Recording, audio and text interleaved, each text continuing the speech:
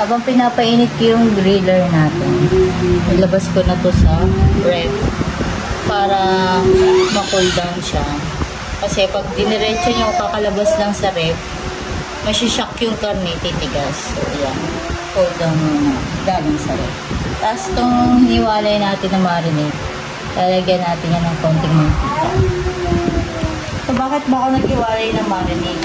Kasi pagka meron ng karne tapos ipapahin natin, baka makontaminate siya, diba? Prone sa contamination. So lalagyan natin ng konting mantika itong hiniwalay natin na marinate. Ayan. Ito yung pang-bibase natin. Mahilig kasi kami mag-samgyupsal, kaya ayan, napabili din kami ng ganun. Tanggalin na natin yung mga bawang-bawang.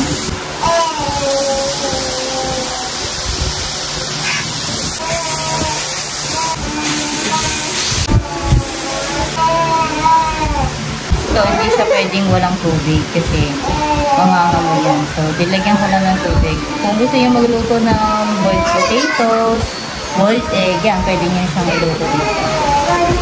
Para hindi mag-dry yung karne natin, may base na natin.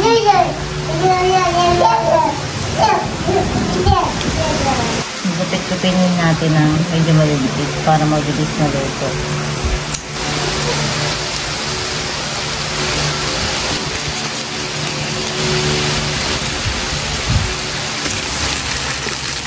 Kaya malapit na maluto ito yung first batch. Lalagay naman ng itlog yung asawa ko kasi gusto niya daw may hard boiled egg. Matag. So, dalagdagan pa niya ng tubig. Ay, sarap. Kung naamoy nyo lang, naku, magugutom kayo.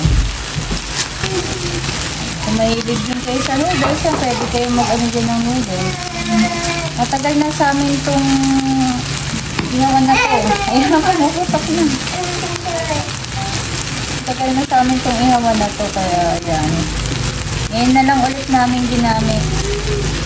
Ngayon lang ulit namin naisipan mag-ganito. Mahilig kami mag-samgyupsal lalo nung pandemic. Sa bahay lang kami.